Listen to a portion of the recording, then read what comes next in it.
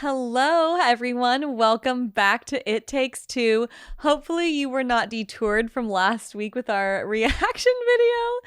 I was crying a lot, and actually, watching it back, I don't think it looked as bad as it felt, but it was severe. Yeah, it didn't look bad. I mean, it's a very natural response for that movie. So I don't think anybody thought you were crazy. Yeah. Well, we did take a poll of like who watched, who's never watched the movie before, Yeah. and I thought actually it was a pretty even split.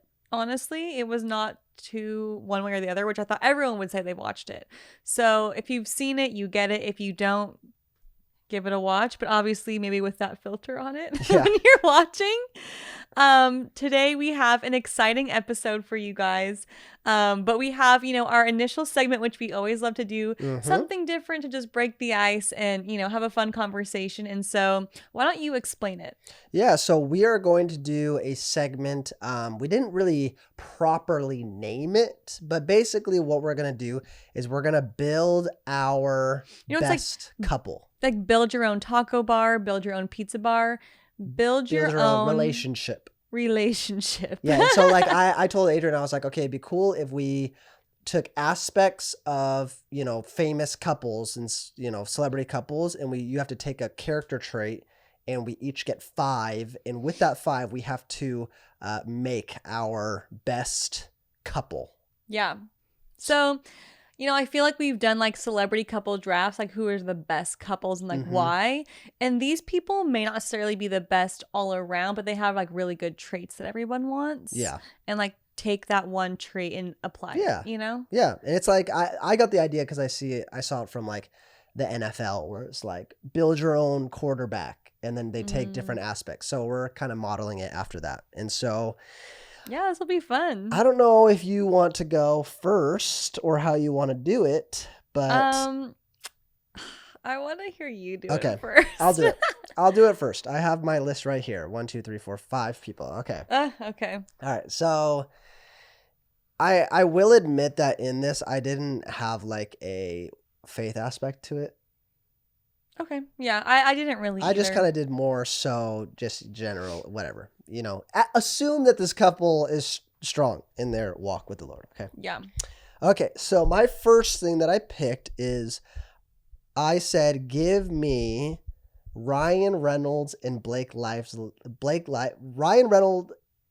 Ryan Reynolds. Okay, I'll start over.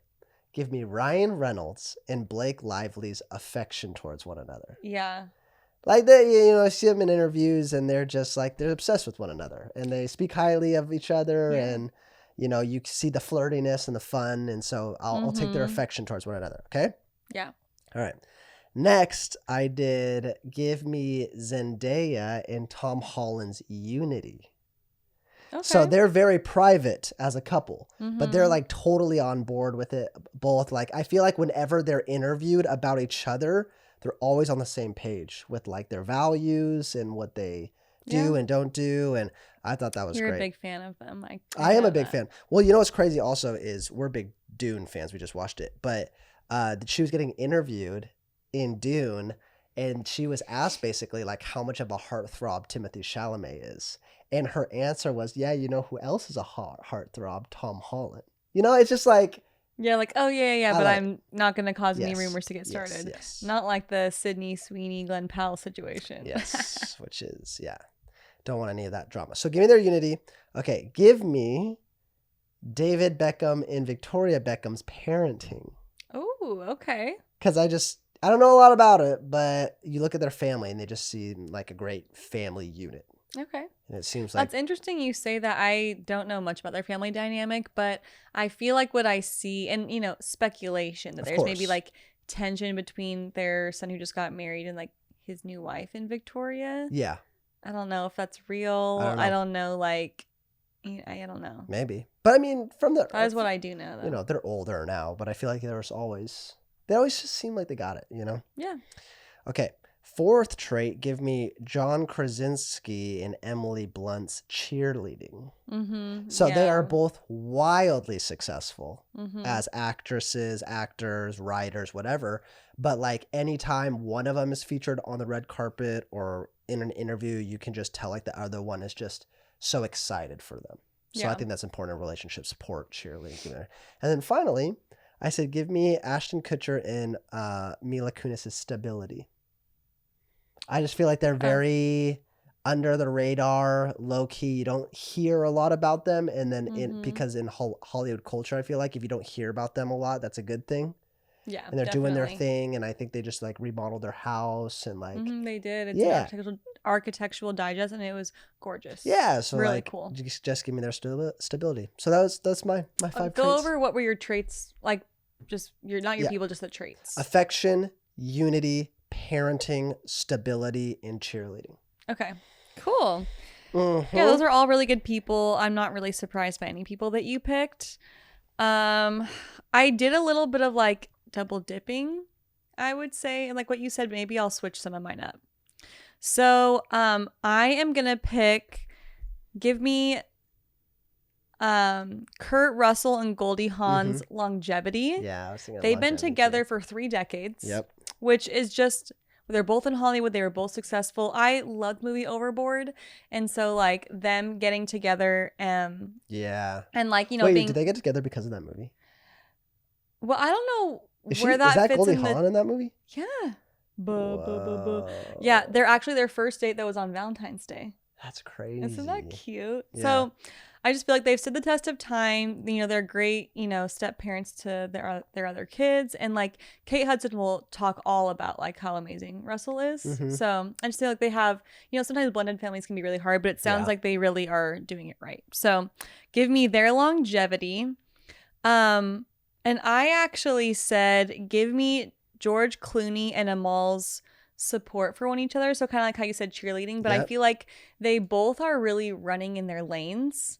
But you don't see them like really maybe competing, but they really are super supportive of where they're at. And also just like before they met, they've been together for like 10 years, I would say. And I feel like she's really grounded him. Like they really support each other, but I can tell they're also challenging and sharpening each other because he used to be like, you know, playboy of Hollywood, like never was really like in a serious relationship. And now he's married, has a family, has kids. And like, I think that's credit to finding the right woman. Yeah, that's true. So I like their support and like their sharpening of each other, I'd say. Okay, I have a couple. I actually have like 3 overlapping with you, so I'm not going to say those ones. Okay. But give me Matthew McConaughey and Camilla's groundedness. Okay. Yeah. I feel like I just read something about how, they took their kids out of LA. Like maybe they're moving to Texas or something like that. Probably. But I feel like obviously that's really value driven. So maybe, I don't know, you know, speculation about faith with them, but politics, everybody. I would say like I really respect that. Totally. Absolutely. So like the support and sharpening, the grounded in values, the longevity, that's 3. Okay, I actually said something different, so I'm gonna double dip here. Okay. Give me David Beckham and Victoria Beckham's connection. Ooh, connection. Like they have similar vibes. I want the vibe. You know, and I feel like you just see them and you're like, yes. There's certain couples you see them and you're like, yes, absolutely. We talked about that a couple of weeks ago. Sick. She met him in a bar, saw him like in the 90s and was like, when he was playing for Manchester United. I like him. Or before that. No, she was before soccer. So it was right? 1997. Dang, that's crazy. So that's so like, you know, saw him, knew she wanted it, has it. Here they are. Wow. I respect that. I mean, who wouldn't go into a bar and look at David Beckham and say, I want him? Yeah, totally. I mean, I wouldn't because I'm a man. Thanks for clarifying. I don't blame anybody. And I would say, give me the overall arcing relationship of Tim McGraw and Faith Hill. Yeah, they're great. So, what do you got? The support and sharpening, the connection and vibes, the longevity, the groundedness and values, and then the overall arc. Yeah, I think those are great. I also thought of like Ryan and Blake and John and Emily, but you know, we're trying to mix it up and keep it fresh. Yeah. And I also feel like, okay, maybe I'm not saying I don't want necessarily every part of all these people's relationships, but I do respect all of them actually. I just couldn't get myself to just like take a piece of someone like, oh, but this is really good, but everything else is bad. Yeah, it's hard. It So was like really hard everything for else me is to look at tainted, you that. know? Or things that just like haven't proven like they've been like that long enough. True. I kind of went with some more safer routes, but I'm happy with my Interesting. decision. Well, that's great. I feel like I think we made pretty good couples. Yeah. And a lot of it is, I feel like Like fantasy draft, the perfect team, like fantasy draft, yeah. pulling Give me that people couple. apart, making a perfect relationship. Yeah, so if you guys if you're like, oh, I really like that about that couple or somebody, just Or write did we it forget right in the something? I always comments. like hearing other people's ideas. Like, oh, you missed this one, and I Mhm. was like, oh, you're so right. Yeah. So we'll go on and we'll talk about what our topic for today. And what we're going to be talking about today is 5 qualities of a good mentor, right? Yeah, I think we just talked so much about relationships in the context of like what you can both do. Mm-hmm. But I think, and we've talked somewhat about like, having good friendships and relationships that challenge you and sharpen you. But then I just feel like a key part of a relationship is also like who is leading you? Yeah. Like as a couple, who is, and I think also, before we get too far into what that really means, maybe you can explain for people who like maybe don't know or aren't Mm-hmm. familiar, like what is a mentor? It's a if anybody is Friends fans, it's like when Joey gets interviewed and he keeps saying mento instead of mentor.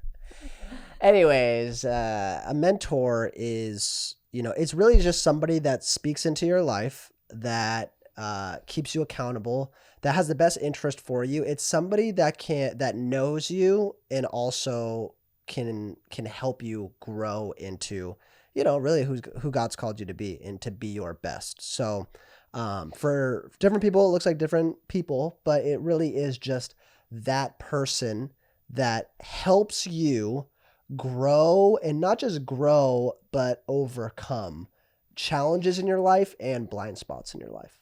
Yeah, I love that. Is that a good really definition? Good. I know. I'm like, explain it so I don't say it, but say all the things that we think that they are.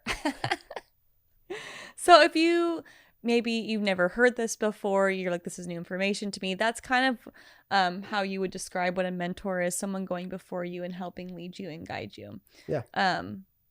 But yeah, so I think that this is just such a valuable asset that you can have as an individual, even, or like as a couple. But we're talking about, in this context, specifically mentor couples. Mm-hmm. So like who's someone that can walk with you, alongside you while you're married and help guide you. We've talked a little bit about like, in your engaged season, you're going to go through premarital counseling, or that's something we would suggest. And that's usually done couple and couple. So if you're married, like, do you still not need guidance throughout? Yes, you do. No one is perfect. So why do you need a mentor? Like, okay, it's a good thing, but like, why do you need it? Yeah. I think one of the great shames is typically like when we talk about weakness, like people have a tendency, and couples have a tendency, to see weakness as something to be ashamed of and hide from. Mm-hmm. And what happens is when you have a couple that maybe they're fighting more than they feel like they should, or maybe they just butt heads a lot, or maybe they have issues going on, it's sad, but what happens is they feel like they have to hide that weakness from other people. Mm-hmm. And so when they do that, the problems amplify. And so that's why having a mentor is so essential, because you need people to help you overcome those situations. Because at times when you're an individual and somebody else is an individual, and you have two different personalities, sometimes those are going to clash, and there's going to be arguments and things that you have to work through. And so in doing that, it helps to have somebody that, has the qualities that we're going to talk about, but is able to look at both of you guys and speak into that and shed light and help you grow through that. And it just helps you grow as a couple. As a couple, you always should be growing. It's a principle. If you're not growing, you're dying. And so that's what I would say would be, essential. I don't know what you think, but yeah, I feel like something that's really important in all relationships is like vulnerability and authenticity. And I'm looking for that when I'm looking at my friendships. But sometimes it's hard to be completely authentic with people who are, maybe in a same place of life as you. Maybe you don't feel like they can give you the best advice, like they're not able to see a different perspective because they're maybe in the same place as you. So not that you can't be vulnerable with them, but maybe to workshop those thoughts and ideas and things you're processing and growing through. I think sometimes it's just easier to do that with someone who's in a different season than you. Yeah. So I think maybe having someone else that you both can look up to, you can respect and bring all those things to is important. And something that like I've always been taught is you can learn two ways. You can learn through wisdom or you can learn through experience. Wisdom means that someone else has probably already gone through that experience. I was an idiot. And you can learn from my experiences. Don't go through the pain yourself. Learn from what I went through. So obviously, a less painful teacher is going to be learn from someone else's wisdom. You can also learn from your own experience, but sometimes that's the harder route to take. It's probably the most memorable one to take, but it's probably more difficult. Yeah, and so it's a matter of like doing what's best for you in a relationship. And so of course you can take this and you can apply it to yourself personally, maybe if you're single and waiting. But we'll be going through 5 qualities because like the last thing that people want to do is get advice from the wrong people. And it's like if you are getting advice from somebody that like sucks and like doesn't have good things to say about you or your relationship, you might be just headed in the complete wrong direction, And so we'll talk about what those qualities are, but that's why it's so essential of finding the right people, because if you don't, then it could be catastrophic to your relationship. There's a lot of dumb people in the world. You're like, hey, listen, I'm buying what you're selling. You're right. I need a mentor. Yeah. What's something to look for in a mentor? So we were like, okay, what are 5 qualities to look for someone who's going to fill that position in your life? So the first thing that we said, which is just, super basic, but like who's someone that you have an affinity with? So maybe that's, someone that you generally know. You can't just kind of pop up out of nowhere and be like, I want you to mentor me. They're like, I don't know anything about you. Yeah. Like, you got to have some kind of relation and connection there to some extent. And obviously you're going to get to know each other more over time, but what kind of relationship do you already have and how can that grow? But then also I think what's super important is like, I want to meet with someone and be challenged by someone who, an affinity can mean, yes, like I somewhat know them, but also like we have some sort of connection and like similar interests. Yes. Like I've had people in my life where they would, try to speak into like, oh, here's what we enjoy and here's what I think about that. And I'm like, not that it's like advice or anything. It's just like chit chat. And I was like, I couldn't agree less. We do not like the same And I'm like, it's so interesting to like get advice from someone that doesn't share any of my like values or interests. Yeah. So I would say affinity is like a huge part of getting started. And it's easier to take advice and take correction from people that you feel like understand you. Yeah. And so it's like, if you have completely different, and not to say that you don't, of course you don't have to align in every single personality and interest and hobby, whatever. But somebody that generally understands kind of your value structure and the things that you enjoy. And because of that, they'll be able to shed light into your specific situation, because like relationships are dynamic. And because of that, there's not going to be, it's not mathematics. It's not 2 + 2 = 4. Sometimes that's the case. But, if the advice is, hey, you guys need to have more open communication. Yeah, that looks different couple to couple and how to actually implement that. So you want somebody, that has affinity with you, that's able to speak into those things.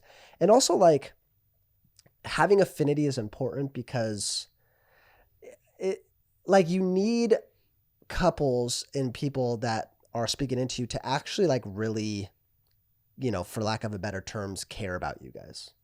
Yeah, I think that like there's just like this connection that you can have with people when you meet someone. You're like, oh, I really think we could be good friends. Like I meet Yeah. someone and I'm like, oh, I really just like connect with you. I don't know what it is yet, but like I want to get to know that more. Sometimes there's people that are leaders and you're like, I feel like I really connect with them as a person, and I think that they can really challenge me as they get to know me deeper. And I think that if you have a connection with them and it's reciprocated, you really want the person who's mentoring you to have like a burden for you and a heart for you, Totally. because like this is not just like, hey, let's meet for coffee every once in a while and you can check up on me. It's like, no, I feel like this is supposed to be like a long lasting relationship that's more than just a season. It's just like, I want you to see me through this season to the next season and help guide me in life's decisions and wherever it leads me. So I think that like unspoken bond that you Yeah. guys can kind of, and if you have to ask, it's probably not there. I don't know. If you have to ask what? Oh, if If there's someone's like, like, do you really care about me? Yeah. Like, and also, who would ever say like, no, I just don't see it for us. Like, no Yeah, real good absolutely leader would not. ever say that to you. But like, yeah, I think you can tell like that someone is, if you're being mentored or if someone's going to mentor you, like you got to be bought in. Like Of if I'm course. going to give my time to someone and if they're just like flaky or like they don't take any of my advice, it's like that's what someone's looking for in someone that they want to invest their time and like emotions into, because really like I'm riding this roller coaster with you. Totally. So if I'm going to get on this ride, then I want to know that you're buckled in with me, you know? Yeah. And I mean, like, just if you're wondering, just like go out, it doesn't have to be the serious thing where, you sit down and you're like, I want you to be my mentor. Now it can be, and it can be pretty straight up like that. But like, if you're not sure on the level of like, well, I don't know if we click or whatever, just, hey, I would love to grab coffee with you sometime. And Oh, then absolutely. talk. And then probably at the end of it, you'll be like, wow, that person is really awesome. And I feel like we definitely connect. Or it's like, nah, no, that was awkward. Like it wasn't a lot of effort. It was Yeah. so relaxing. I felt so filled up Yeah. when I was around them. And, yeah, I feel like that connection really makes a big difference for something that's supposed to be, I think, long term. And I will say, like, in the aspect of this, it's like if you don't have a mentor in your life, then that's your fault. I think Yeah, I would culture agree. today would say, well, I'm leaving this church or I'm leaving this place, I'm leaving whatever because I'm not being led. I'm not being filled up, I'm not being led, I'm not being discipled. Well, that's on you. Like, have you asked anybody? Yeah. Have you actually sought out, hey, look for it? Because the funny thing is, the people that are successful and healthy and diligent enough to be a good mentor are probably so busy doing what they're doing that they're not taking time to be like that person. Now that happens, the Holy Spirit does speak, and we've even known people that Absolutely. speak. But like, you have to assume like people aren't going into church in their lives like having eyes to be like, okay, what young person am I going to grab a hold of and disciple? Oftentimes it's them saying, hey, can we grab coffee? Yeah. And then you have a great 30-minute conversation and then you develop a relationship and then it goes from there. So I'm like, some people might be like, oh, I don't know how to do that. It's just like, ask somebody out to coffee. Yeah, I think that's like a really like, yeah, how do you even get started? How Yeah. do you know if you have a connection? How do you get to a place where you actually have that relationship going forward? And I think yeah, it's okay to be the pursuer on either side of that. If you're like, hey, I really want to invest and pour into someone, would you want me to be your mentor? I think that's honestly would just like probably make someone's world if you're Yeah. asking the right Totally. person. And also if you're like, oh, I really want a mentor, yeah, like ask them for coffee, but then, it's okay to ask someone to do that for you. I think like if you think about the great leaders that you want to speak into your life, they're already leading multitudes of people. Mm-hmm. So if you want that intentional one-on-one ministry, I think it's okay to go up and ask for that. But if they're, leading the multitudes, you may not often find that person saying, the Yeah. spotlight's on you, like, come and talk to me, let's meet and talk about life. Because also they want to know that you want that as well. So obviously most leaders are willing to give that, but are you ready to receive that? I think Totally. is like the bigger question to get started. So if you are, I mean, I've been asked that by a few different people and I was like so honored. Mm-hmm. Yeah. That's really good. The second trait, as we move along here, is a couple that is advanced. So do you want to speak a little bit towards what we mean by that? Yeah, I think someone who's advanced is just further along in life than you. Mm-hmm. I'm not choosing if like I got married, let's say this summer. I'm not asking someone to mentor me who got married this summer. I'm looking for someone who's ahead of me. And also like okay, maybe not even just like a year or two or 3 or 4. Maybe it's like quite extensively longer than that. Mm-hmm. Maybe they're married for like, you know, 10 years longer than you. Like they Totally. can really see and project ahead. You're looking for people that have also stood the test of time. Yes. Like they're advanced, they're in life, they're not in the same season as you. They have to be probably a few seasons ahead to show you where you're going. Mm-hmm. You want to go where someone's been before. Yeah, absolutely. I always call it in a different respect. Like I always call it grandma and grandpa faith. Like I love if you've never been around, an old Christian, which, I'm not going to give a number because I might offend some people. But if you've ever been around like an old seasoned Christian, it's always so refreshing. Because any issue could be the craziest issue in your life that you come and you're like, my world's falling apart. I don't know what I'm going to do. This is happening. Like the response, if they're like a seasoned, mature believer, their response generally from what I've experienced is like, man, I'm so sorry, but hey, it'll work out. Like God is moving. God is going to do something. Yeah. Have faith. It'll work out. God is good. He's going to do something.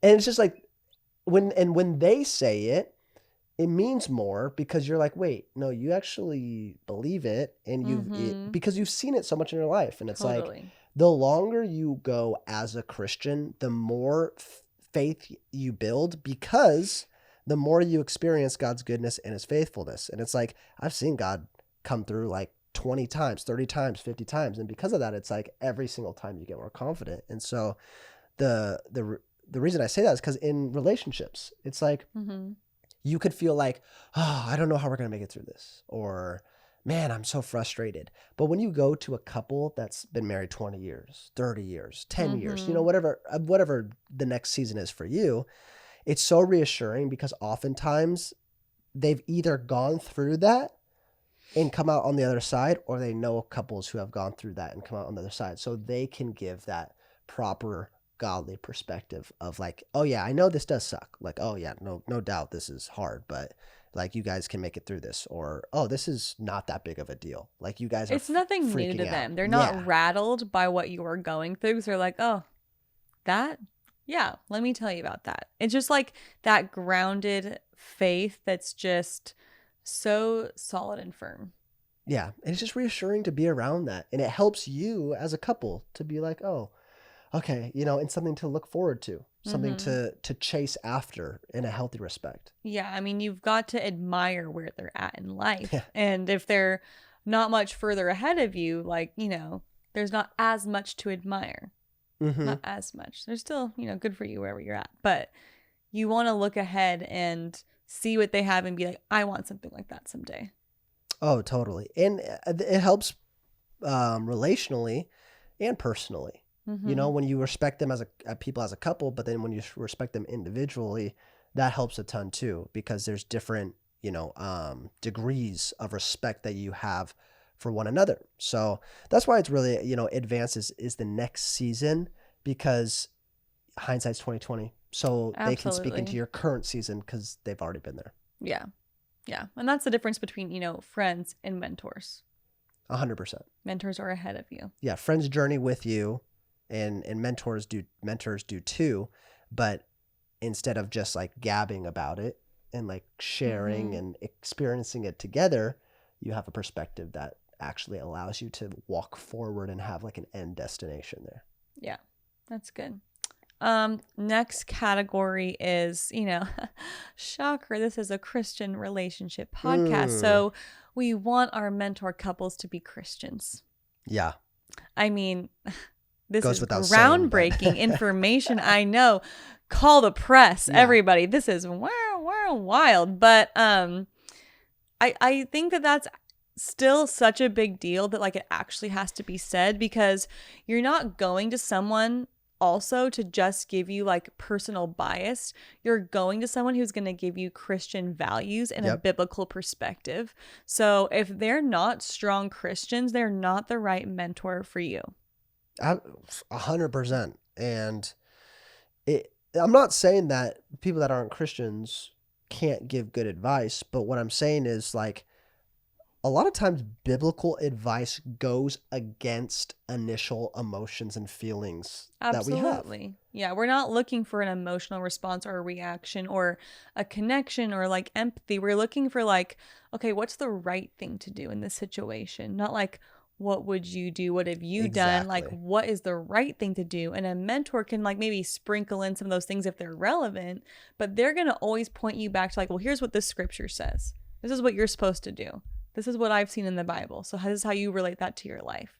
And obviously someone who's more advanced in their faith and advanced in years can look back at that because they have so much more knowledge and experience. Mm-hmm. We have a friend, and you know, it's funny because he always says like, hey, when I get prayed for, I don't want people speaking words over me. I want people speaking scripture over me. Yeah. You know, and he's like, I can tell the difference. And that's the same thing. It's like, you can tell when advice is rooted in scripture and somebody is speaking that towards you versus just, what you're saying, life experience. And the difference is, you know, when you're going through a really tough time or something happens, you know, the advice isn't, this is what's best for you. This is what I would do. It's, man,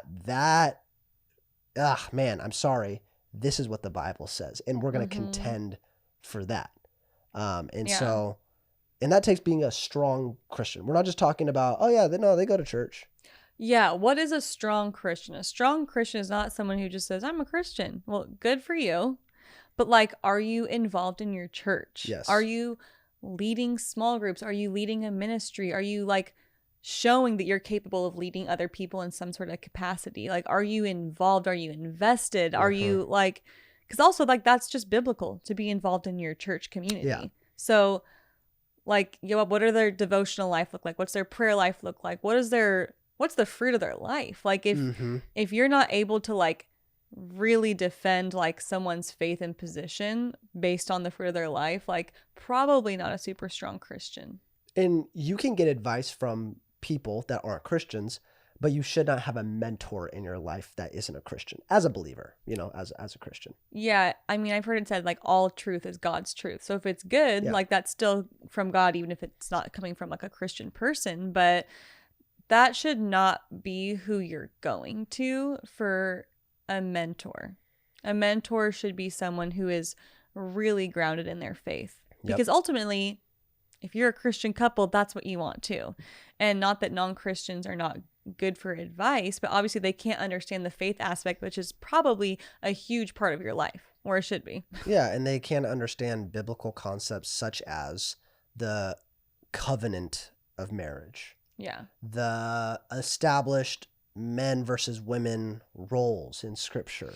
And I can't tell you about how many times I've had questions about divorce from people, you know, like in messages and whatever. And, you know, someone who's not a Christian is going to be like, well, you don't deserve that. Just leave them. Right. But what does the Bible say about divorce is such a huge, like, the gap is crazy. Like what you would say versus on like what your opinion is and versus on what God's opinion is. Yeah, absolutely. So, and that kind of goes into our next one, kind of in the same vein. That's the word I was looking for. Yeah. Vein. Yeah. So not only are they Christian, but our next character trait is healthy. Yeah. And I feel like some of these can be like, oh, duh. But like, is it duh? Like you want to get advice from who's doing well in life, like someone who's healthy, someone who's enjoying their marriage, someone who's enjoying you know, the season that they're in. You don't want to get advice from someone who's like miserable old Bob that got divorced 5 years ago. And I mean, not like they can't have good things to say, but a mentor couple to, you know, a married couple, you want them to have a healthy marriage. Yeah, for the record, so Bob important. is not an actual person that I know. Who the heck is like, Bob? I meant like a Joe, like a John Doe, you know. Oh, okay. Yeah. Yeah, Got it. yeah. No, I'm Um, not like spilling out some resentment I have in my heart for a guy spilling named the Bob. tea, Bob. Sorry. Yeah. Robert, whoever you are, Bobby. Rob, you know who you are. Oh gosh. Yeah, I think like, everyone has their issues. People will say that, but I just don't agree with that. I don't think everyone has issues. I think everyone like can work through things, but to just say like, oh, everyone has issues. No, they don't. Well, yeah. I mean, everybody has flaws. Flaws are different than issues. And not to say But that. to say that like that's normal, No, I know. I would say no. No, I wouldn't say. And then I think people that say, "Oh, every relationship has issues," when they normalize it, that's just they're accepting their relationship that has issues, and I don't think that's a healthy mindset to have. And not to say like every relationship has to be picture perfect, but like you can have a relationship that you're proud of, but if I'm getting advice for my relationship, I'm not going to a relationship that has red flag issues or big issues because I don't want that speaking. If you haven't figured out your crap, I don't want you speaking into my life.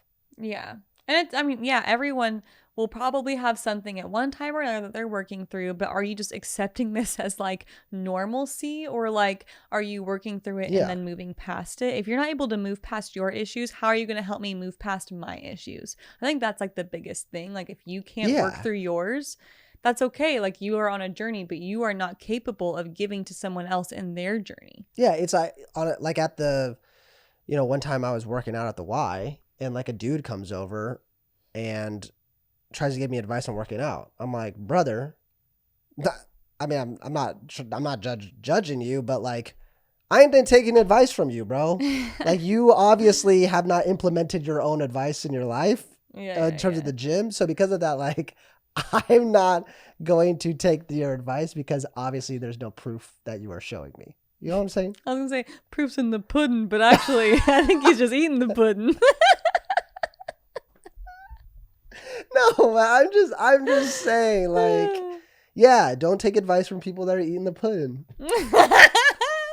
Oh gosh, yeah. I mean, I think that goes without saying, but I think people can say a lot so that no one wants to be walking around and like airing out their dirty laundry or like walking around in shame, so they try to like normalize their problems, like, oh, that's normal, or like everyone deals with that at some point. Or what I was telling someone before is like, people will say, I've said this before a million times, but like, oh, our first year of marriage was the hardest ever. Well, why was it the first year? Why was the first year the hardest ever? Right. Did you not work hard enough when you were dating to figure out all your issues? You didn't walk into that and be like, I didn't know you dealt with that. Like, you should know those things. You should be walking into, marriage. It's like literally supposed to be forever. So why would you walk into something so serious and not knowing absolutely everything and dealing with everything so that you can actually enjoy forever with someone? So I really don't like when people say that. I think that just tells me you didn't do a lot of work on the front end, and so you're paying for it on the back end. Yeah. And you're going to be working through that for the rest of your life. So No, absolutely. And that's the difference between people that say that and people that say, hey, the first year of marriage sucked for us, but here's how that shouldn't happen for you. yeah, And it's like you can work that through wisdom. Yeah, and that's the thing is Wisdom. like you can work through things, but that's what, as a couple, you want wisdom, and people aren't able to give you wisdom unless they've actually journeyed through it themselves or they're healthy in that area themselves. Yeah. Like, how are they going to help you when they're not healthy themselves? It just doesn't make any sense. So, Yeah. and like I said, you don't have to be perfect, but like just generally having their crap together and like a relationship. I mean, That you can admire. Exactly. The easiest way to define it is to look at them and be like, that's what I want. Yeah. That relationship dynamic, that's what I want my relationship to be like. And then if that's the case, then it's like, yeah, of course you take their advice. Like, grab them because, well, don't physically grab them, but Help me! but Help me, doctor. yeah, kidnap them. And but yeah, that's just the easiest test. But being healthy is very important to pour into. You're not going to give out of what you don't have. Yeah, definitely. And the last quality that I would say to look for in a mentor. We would say. This is our list, not your list. The last thing that we would say for a good quality to look for in a mentor couple is a couple that's trustworthy, because obviously you're going to be sharing with them a lot of really personal things, and you want to know that that's someone that you can trust. I know that also sounds like really duh, but that's a huge part of why you feel like it's okay to be vulnerable, or why you feel okay to share those deep things that maybe you're not sharing with anyone else. Maybe they're the only people that know those things about you, and you have to know that what you say in that room stays in that room. Yes, because if you don't feel that way, then you will subconsciously withhold information and reserve yourself if you feel like it's not a safe space, because, it's just like you just don't want, your crap getting out there. And, I'm not, you don't have to trust everybody, but there has to be a level of like, I know that I can trust the information to stay confidential when it needs to. And also, I trust that they'll give me wise counsel, and that ultimately they'll prioritize us in our relationship. And trust is developed on both sides. It's developed with the husband and the wife. I think there needs to be trust both there, because then if it's one-sided trust, if only one person trusts them, then it can get like kind of like this weird like one-sided counsel that like isn't really healthy, because then you'll get pitted against each other. So I just think holistically it's very important. Yeah, I would agree. I just think like if I am going to talk to someone, I want to... Should I wait till he sits down? Okay. I just think that if I am going to talk to someone, I want to know that like it's not going to go anywhere else, and I'm going to be actually getting a more beneficial like conversation out of it if I'm actually sharing everything, because I feel like I'm safe. And you should feel like you're safe with your spouse, or like if that's someone that you need to go to help like intervene with something there, that has to be a safe place for them to also feel like they can be corrected. If you don't trust someone, you're not going to receive their correction. Totally. Not just direction, it's also about correction. Ooh, and if you don't trust good. them, you're not going to receive their correction. Direction and correction. I don't think I've ever heard that before. Oh, baby, she's a runner. She's on a roll. That is really good. Yeah, you need direction and you need correction. And direction always involves correction. Yeah, I think it does. I mean, you're not always going to be driving straight. Sometimes we're in our little Tanya, the Tesla, and, she's on auto drive, but it's like, skirt, you're kind of... Skirt. You're drifting a little bit. You have time to recorrect. I don't think skirt is a drift. I think it's like skirt. It's not like skirt. Well, when it's on autopilot, like it's not a huge correction, but it's like, hey, let us know that you're... Yeah. A little adjustment. Yeah. Thanks for all the listeners out there. Like, what is she doing with the TTT? Skirt. We don't know what those sounds mean. So yeah, those are the 5 that we think is an easy start for you guys if you're trying to find a mentor, trying to find a couple that you appreciate and respect and want to grab or grab advice, get advice and counsel in your relationship for. It is to go through it. Christian, healthy, having affinity. Don't tell me. Don't tell me. I know the 4th one and the 5th one. Trustworthiness, and drum roll, please. Advance. I didn't. Advance. So hopefully you guys, that's an easy gauge for you guys to be able to see, okay, this is definitely a couple that we want to speak into our lives. Yeah, so get out there and take a look and kidnap around. Some couples and hold them hostage and tell them, you better give us advice. Will you be my mentor? No. Just kidding. But yeah, no, get out there and pray about it too. I remember there was a season where I was like, I just feel like I have so much that like I've learned, and I really want to be able to pour into someone. And I was like, God, I'm just praying that you would give someone that like I can mentor, that I would have a real connection with, because I felt that was really important to me, not knowing anything else about who it could be, because I want people that are going to be, committed. Yeah. Like I said before, like they're going to be honoring my time. They're going to be taking my advice, and, we're going to have a connection. So it's going to be something that's going to last really long. And I feel like God really brought that to me. And honestly, it was probably a long time. It was probably like maybe a year or more that I was like praying that God would bring that person into my life. And he totally did. That's so good. And it's all because they had the boldness to approach me. So Yeah, and it's been you a never really know. fruitful relationship for you too. Yeah, I've had some really, really good ladies that I've been able to connect with because of it. Such a Christian word. It's been very fruitful for you. Like, why can't I just say good? You know what I was Or thinking fun. about today? This is totally off topic, but like we did our devotions today and you're talking about saltiness. And I'm like, how often... Are you salty towards me? No. We just talked about how I've been growing. Why are you gotta bring that up? It's not often. No. How often does the Bible reference food as a descriptor? A lot. Yeah, but I want to dig into this Wine, more. Saltiness. Yeah. Fruit. Fruit. Oh, fruit. Fruits of the Spirit. Vineyard. Fruit of your life. Like, I'm just saying the apple. Solid food. Milk. Fasting.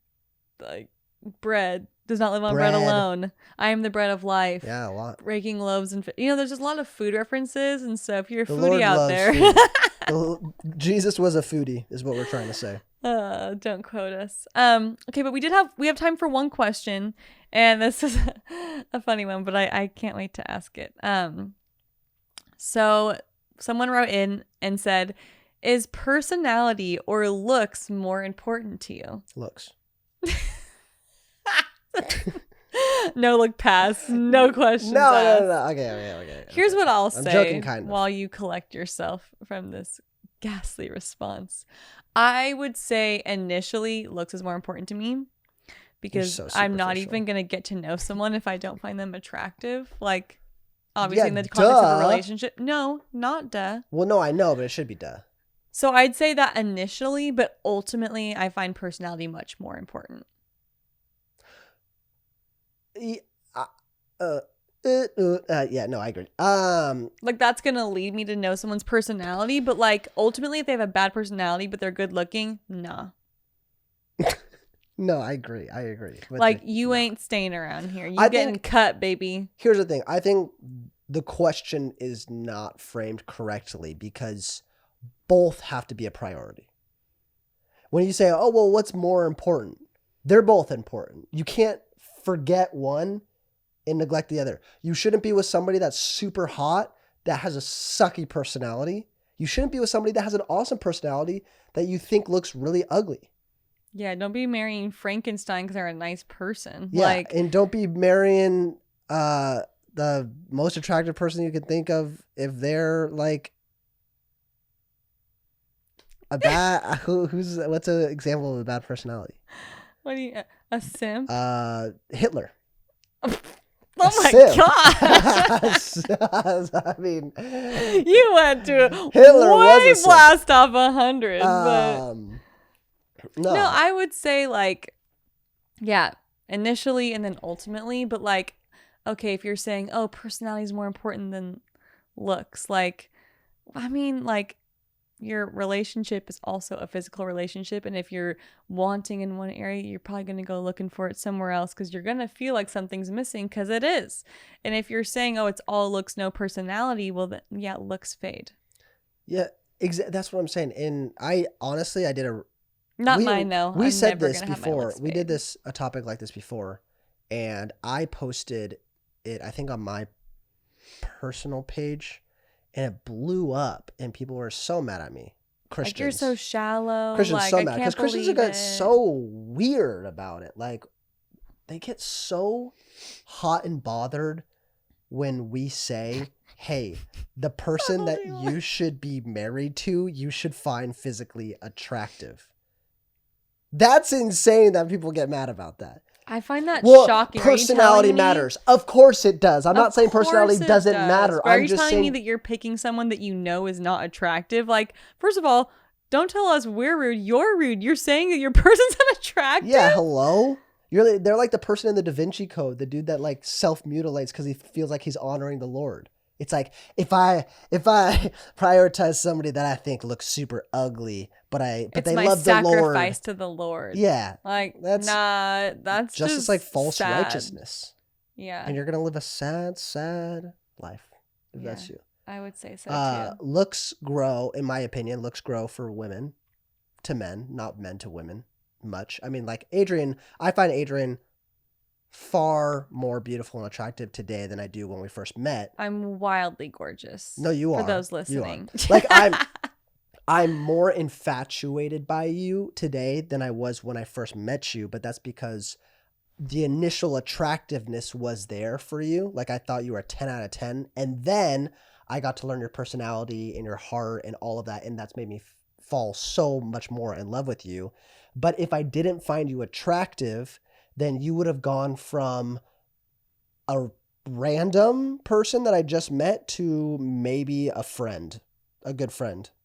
It never would have been romantic for me, because why would I want a romantic relationship with somebody that I don't find attractive?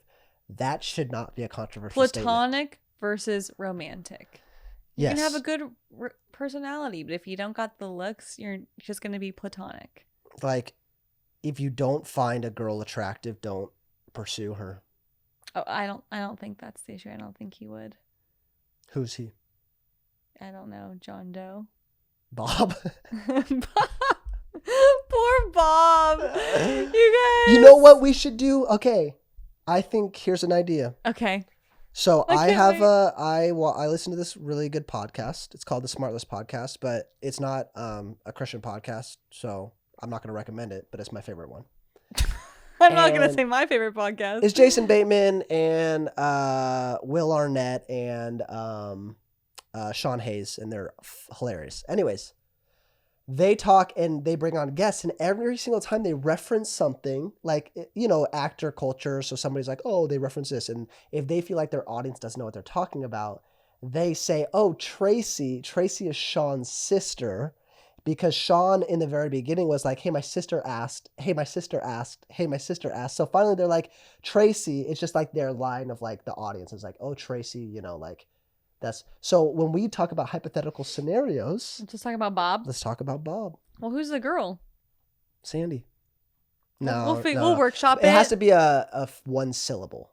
Bob and Well, Bob, Robert, Bobby, yeah, Robbie. Like he's got a multi-dimensional personality, yeah, but we'll he's talk about the women. anonymous the woman man. name soon. Submit a woman's anonymous name. Yes. That'd be fun. Yeah, that would be. But that was a good question. Yeah. I thought we did a good job answering that. I feel really good about that.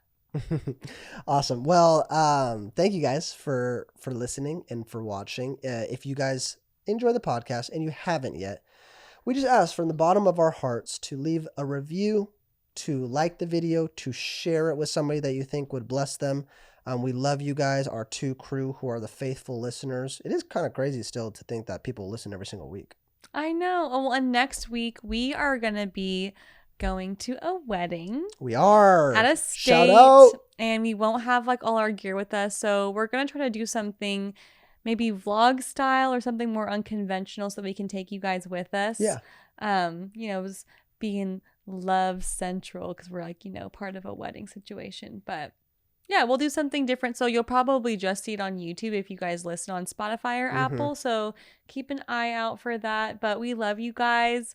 Thank you for tuning in every single week. You guys are the best. Make sure that you guys give us all that good feedback. Good feedback only. That's right. Check. Goodbye. Yeah, okay. We'll see you guys next week on the podcast. I didn't know you wanted me to end.